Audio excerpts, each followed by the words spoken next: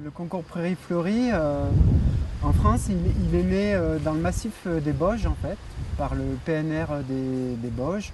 Mais ensuite, donc, il a été repris en 2010 au niveau national par les parcs régionaux et par les parcs nationaux. Et donc, il a eu lieu en 2010, 2011 et 2012, cette année.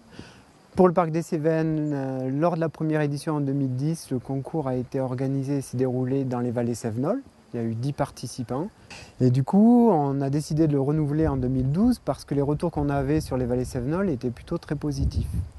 Donc on a fait le choix de le faire sur le territoire du Mont-Lozère, qui est le territoire pour le parc où on a certainement le plus de prairies naturelles de fauche et celles qui sont peut-être les plus riches en espèces. Maîtrise des dynamiques et renouvellement de la biodiversité. Est-ce qu'on a des dégradations ou une dynamique inquiétante? Non, pas même. Non, pas du tout. Il y a beaucoup d'espèces patrimoniales, il y a 4 ou 5 espèces qui ont un intérêt. C'est Donc fort. quand même fort. Les pratiques permettent-elles le maintien de bonnes conditions de vie pour les insectes ou la petite faune en général? Oui, avec cette fauche tardive, c'est quand même assez. C'est des prairies qui n'ont pas été labourées et qui n'ont pas fait l'objet de semis, parfois de sursemis quand on a eu des dégâts, une grosse sécheresse ou des dégâts de sangliers par exemple. Donc voilà ce qui les distingue, c'est surtout leur origine. Il y en a qui ont une origine récente et d'autres beaucoup plus âgées. Et du fait d'être beaucoup plus âgées, elles ont une composition une composition faite que d'espèces spontanées, d'espèces de la région. Voilà, c'est pas des espèces cultivées.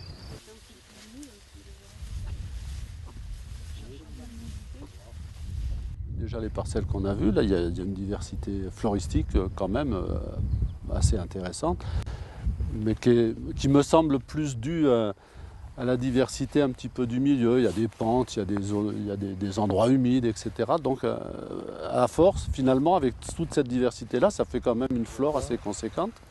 Lion-dent, trèfle. Non, on est bon, hein. Et la silène. Enfin, les éleveurs, ils ont vraiment besoin de nourrir leurs animaux, pas seulement au seul moment où tout pousse partout, etc.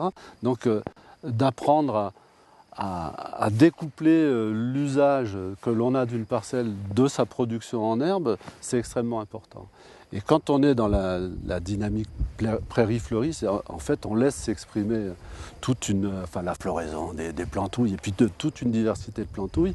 Donc on a basculé automatiquement sur le fait qu'on découple, quoi.